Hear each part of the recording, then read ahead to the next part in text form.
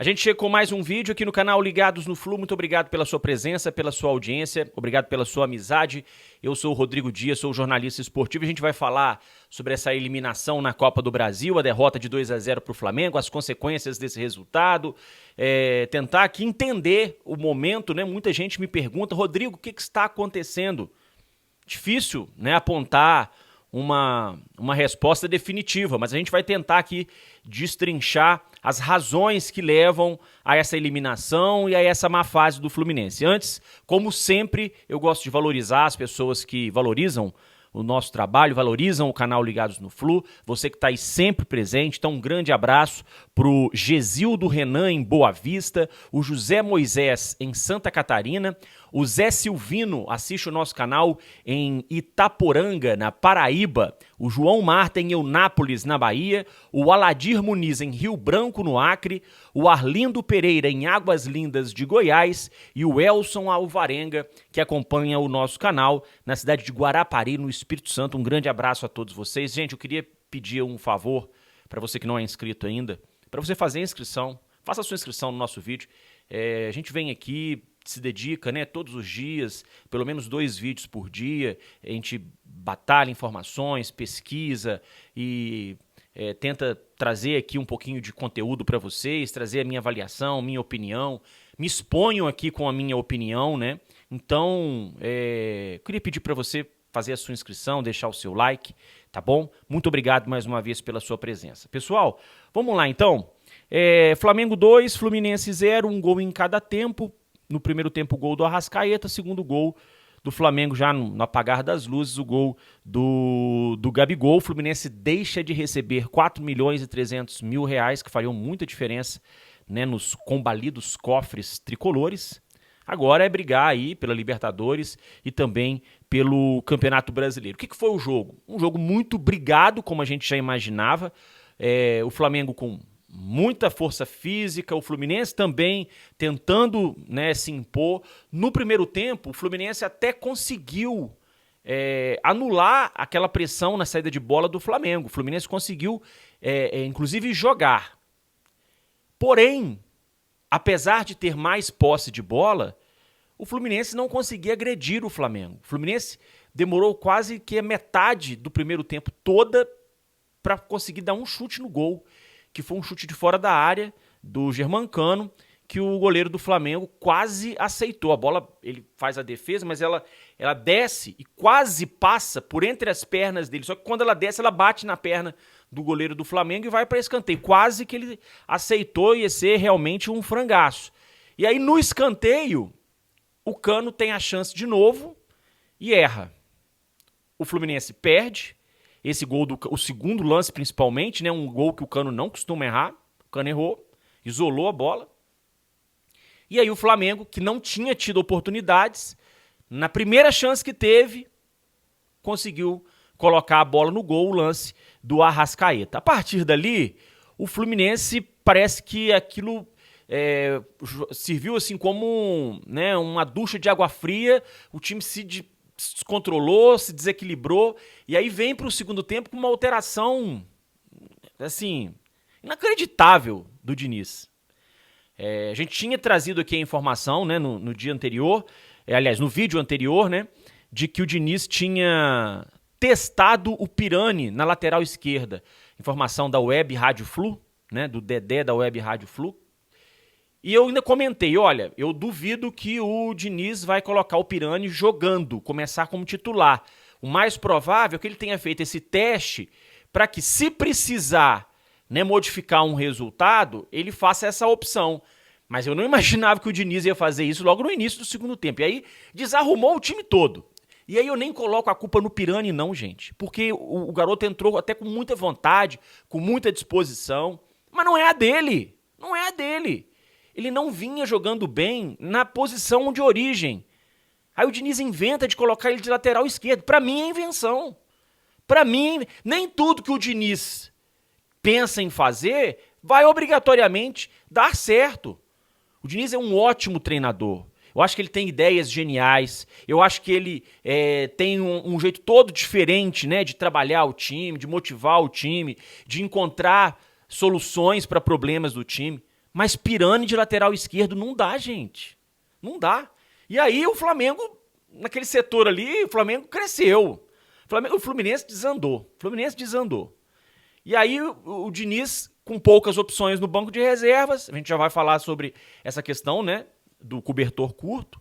O Diniz começou a colocar um monte de garoto, Isaac, Arthur, aí colocou o Alan, que a gente sabe que, né, desde que voltou o Fluminense não tá bem fisicamente. E aí a impressão que deu é de que o Fluminense ia jogar até depois da manhã e não ia fazer o gol. Porque o Fluminense no segundo tempo não ameaçou o goleiro do Flamengo. O Fluminense, a rigor, gente, no jogo todo, teve uma chance, que foi a chance do Germancano no primeiro tempo, depois da cobrança de escanteio que o Nino desviou de cabeça. Só. Então, não dá, sinceramente, pro Diniz chegar numa coletiva e falar que o time jogou bem. O time não jogou bem. Mas vamos ouvir a opinião do Fernando Diniz. E hoje o jogo foi um jogo também, na minha opinião, o time não jogou mal. O time jogou mal a primeira partida. Hoje a gente fez praticamente o que o Flamengo tentou fazer, não conseguiu. A gente foi muito dominante na posse, a gente faltou ter mais profundidade, criar mais chance de gol, mas por conta também da qualidade do adversário. Então eu não vejo igual você, que o time jogou 5 partidas ruins sequencialmente. Acho que a gente teve derrotas. Aliás, a gente jogou muito pior contra o Cuiabá do que jogou hoje, do que jogou contra o Corinthians, e ganhou o jogo. E até contra o Cruzeiro foi uma partida que, embora a gente tenha vencido, um jogador a menos depois, foi uma das partidas que eu mais gostei do time.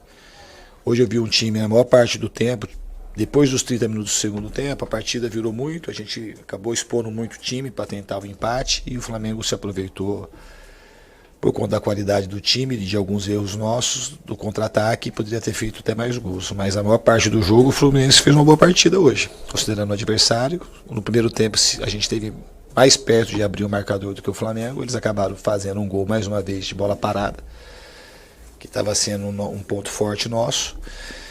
E depois a gente voltou melhor, a gente teve chances parecidas com as deles de bola parada para fazer. E teve um volume grande de escanteio, não conseguimos aproveitar. E depois dos 28, 30, não me lembro, acho que a equipe, o jogo mudou de configuração, a gente perdeu a organização, a ânsia de fazer o gol, e aí o jogo ficou mais pro Flamengo. A verdade, gente, é a seguinte: foram 180 minutos. Nos primeiros 90 minutos, o Flamengo foi superior nos primeiros 45 minutos, e aí eu acho que a gente não pode, né, levar em consideração os outros 45 do primeiro jogo, porque o Fluminense estava com 1 a menos, né?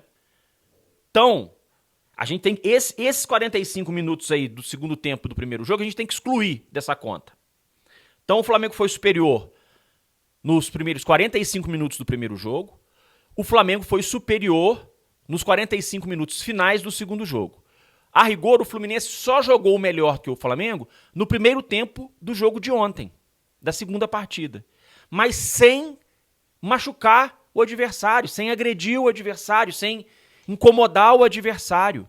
Um domínio de posse de bola que não refletia nenhum tipo de superioridade. O Flamengo estava numa posição confortável, porque o goleiro não era incomodado, né? E aí você veja, aonde eu vou questionar essa opinião do Diniz, quando ele fala que o Fluminense jogou bem, porque o Fluminense teve mais posse de bola. O Fluminense teve 71% de posse de bola, contra 29% do Flamengo. Mas o Flamengo fez 12 finalizações, enquanto que o Fluminense fez 7. E aí vocês vejam uma diferença. Na quarta-feira, o Cruzeiro foi eliminado pelo Grêmio. Eu assisti o jogo. O Cruzeiro teve 75% de posse de bola. Mas veja uma diferença da atuação do Cruzeiro, com 75% de posse de bola, para a atuação do Fluminense ontem, com 71% de posse de bola.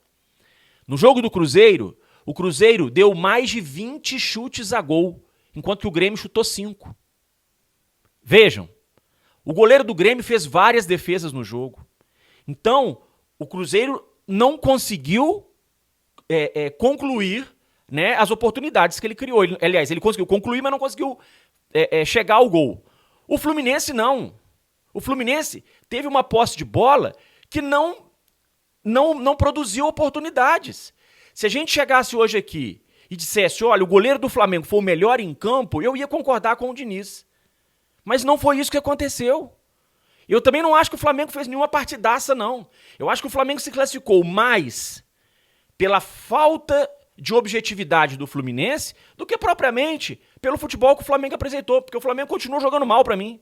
O Flamengo continua jogando mal. O Fluminense é que não tem conseguido produzir. E aí a gente tem que lembrar que vários jogadores não só estão contundidos, mas a gente tem vários jogadores que estão abaixo do que podem produzir.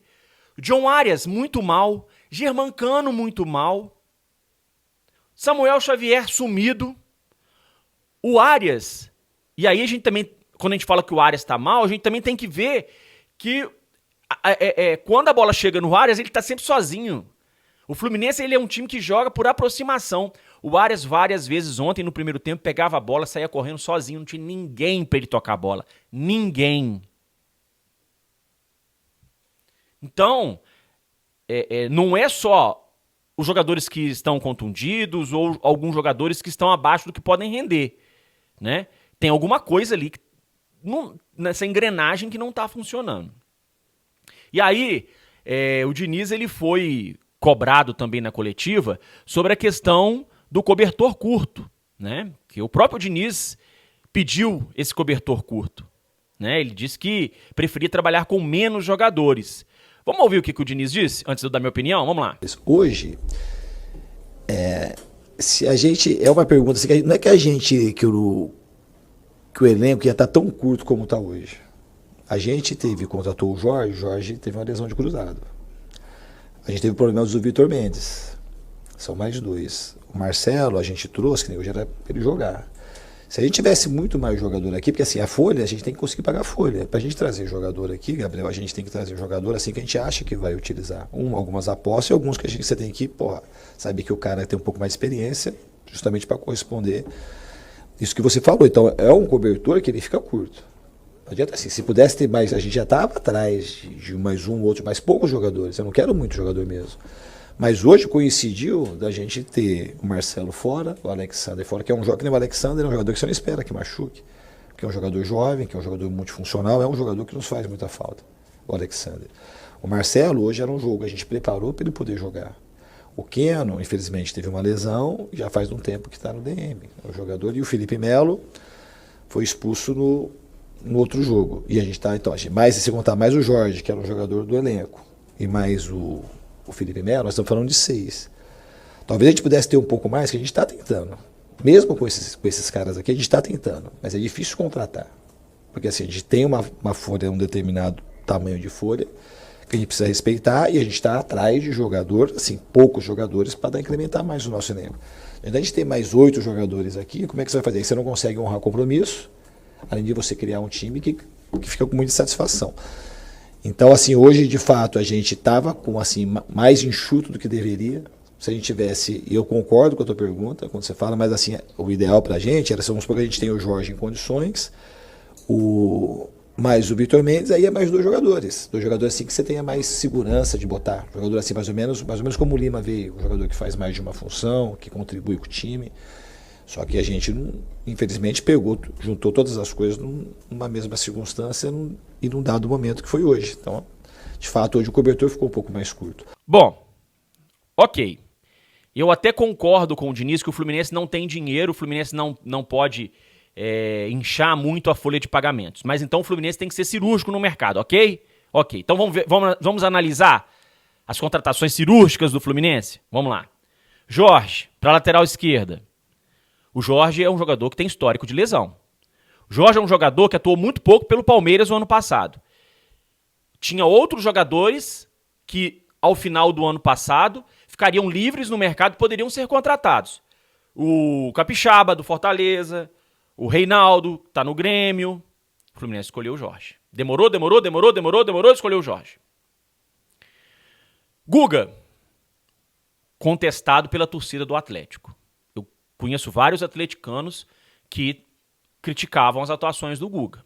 O Fluminense gastou aí 6, 7 milhões em 50% do passe do Guga para ser reserva do Samuel Xavier. Pirani era reserva do Cuiabá. Giovani estava jogando numa espécie de Liga B no futebol da Holanda. Garoto ainda. Todos dois. Thiago Santos, criticadíssimo pela torcida do Grêmio. Lelê, nunca tinha jogado Série A. Jogou na Várzea, jogou divisões inferiores do futebol brasileiro com Volta Redonda e campeonato estadual. É uma aposta? Todo mundo gostou quando trouxeram o Lelê? Todo mundo gostou. Mas até agora, né, tirando o jogo contra o América, não acrescentou praticamente nada. Então, era uma aposta. Para mim, foi uma aposta que foi, de todos esses jogadores que eu citei aqui, o único que eu acho que o Fluminense realmente deveria ter apostado, que eu concordo, é a contratação do Lelê. Porém, até agora o Lelê não justificou a contratação, na minha avaliação. Não sei a sua. Então, assim, gente, a conta chega. E aí, o Fluminense ainda perdeu vários jogadores, né, contundidos. Perdeu o Keno, que é outro que tinha histórico de lesão, mas é um bom jogador. Perdeu o menino Alexander, que estava voando. O Marcelo veio,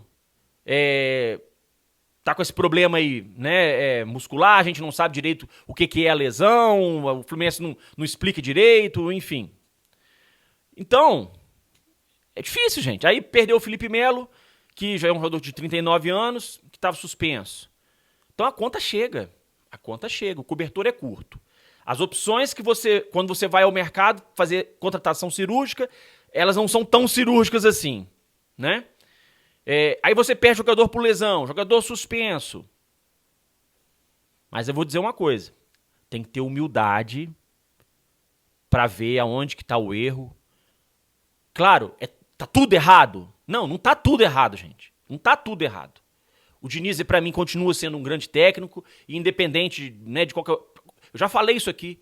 Se vai ganhar mais alguma coisa esse ano, eu não sei. O Diniz, para mim, continua sendo um grande técnico e vai continuar sendo. Minha opinião é essa.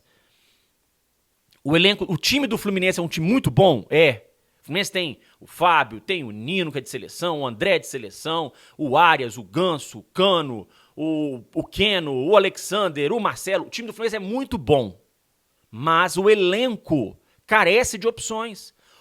Quando o Fluminense precisou, que era no primeiro mata-mata que ele foi enfrentar, ele não tinha peças. Não tinha peças. E vejam bem, dessas contratações que eu citei, 2 não podiam jogar a Copa do Brasil. O Fluminense ainda trouxe 2 jogadores que não podiam jogar a Copa do Brasil. Então é isso. 5 derrotas seguidas. Temos agora o Bragantino no final de semana, né, pelo Campeonato Brasileiro. E no meio de semana, na quarta-feira, tem um River Plate lá na Argentina com 86 mil torcedores, quase 90 mil, aliás, é 86, né? 86 mil torcedores, enfim. O Fluminense vai ter que se reinventar, gente. Vai ter que se reinventar. A torcida, claro, tá muito chateada, né? Com tudo que vem acontecendo. Já são 5 jogos também sem marcar nenhum gol. E pra mim, o pior de tudo, sem criar oportunidades. Contra o Corinthians, no primeiro tempo, o Fluminense criou. No segundo tempo, o Fluminense criou, não. Então, vamos ver. O Fluminense vai ter que se reinventar aí. E detalhe, né? No domingo, se o Fluminense ontem tivesse se classificado, no domingo dava até pro Diniz poupar vários jogadores pro jogo contra o River. Já não dá. Não dá pra poupar. Porque se o Fluminense tiver mais uma derrota no domingo, aí, meu amigo, aí o bagulho vai ficar feio. Né? Se o Fluminense tiver uma 6ª derrota, aí chega lá na Argentina, perde 7 derrotas seguidas, a pressão vai ser grande. Então, domingo, vai ter que botar time titular. Vai cansar o time de novo pro jogo contra o River Plate. Vamos ver como é que o Diniz vai né, tentar modificar aí esse panorama. Vamos ver. Meus amigos, um grande abraço a todos, obrigado pela presença. Agradeço demais a todos vocês que estão sempre presentes aqui no canal. Um grande abraço e vamos para a próxima. Vida que segue.